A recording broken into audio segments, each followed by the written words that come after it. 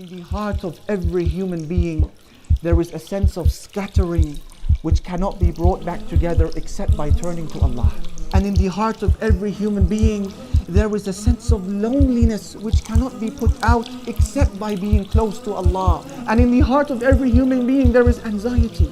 And there is a sense of fear and unease which cannot be removed except by fleeing to Allah. And in the heart of every human being, there is a sense of guilt and regret which cannot be removed except by being pleased and content with Allah.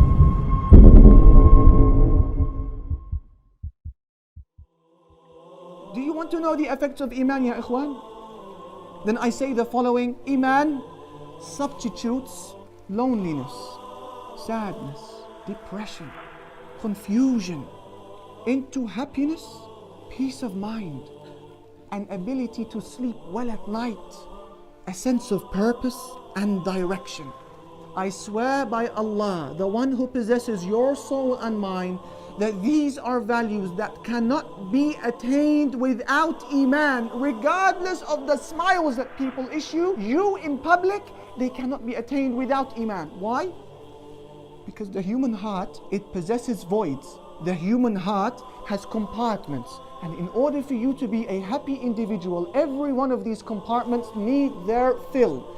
There is the compartment of food, which needs its fill. There is the compartment of drink and marital relations, which need their fill. Shelter, peace and security, which need their fill. But there is another compartment. And this is where the vast majority of humanity have failed in filling.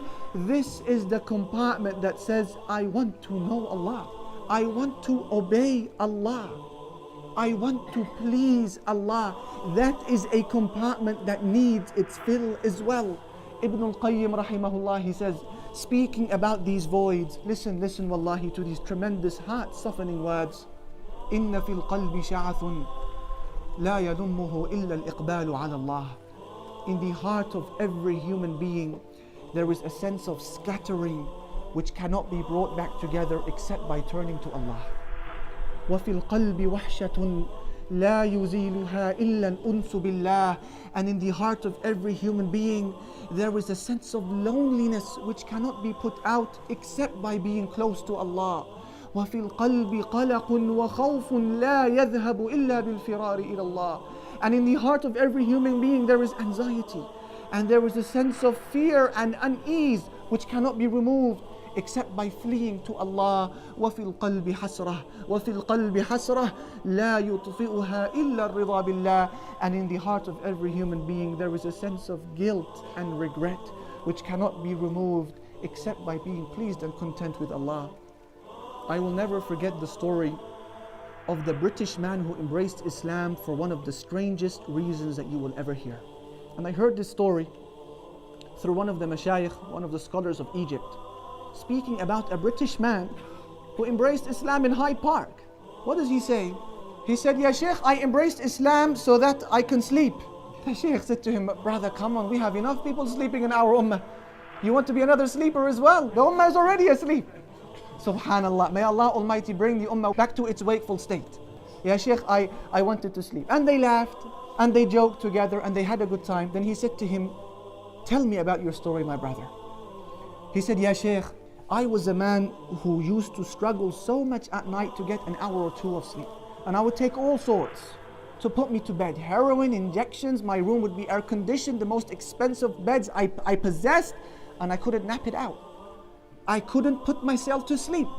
He said, one day I was sat on my balcony, looking over into Hyde Park, and then he said, I saw one particular individual walking in the park, and then when he got a little bit tired, he went under a tree, put his head down and fell asleep instantly. And he started snoring as well. And he couldn't believe what he was seeing. I mean, there's him injecting himself to sleep and he still can't pull it off. So he comes down, enters the park, and he wakes him up. The poor man wakes up. What happened? He says, who are you? He says, I'm a Muslim. He said, what does it mean to be a Muslim?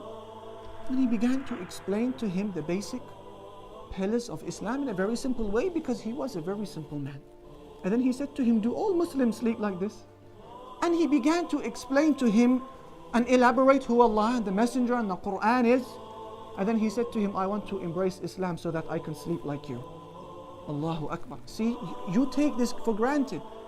So he takes him by the hand and they go to the local Islamic center and he utters his shahada. He embraces Islam. He has his shower. They teach him the basics, and then the night came in. They said to him, sleep on your right. So he turned to his right.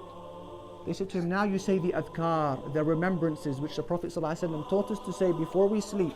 So he began to say the adhkar, these remembrances, and lo and behold, they found him snoring instantly.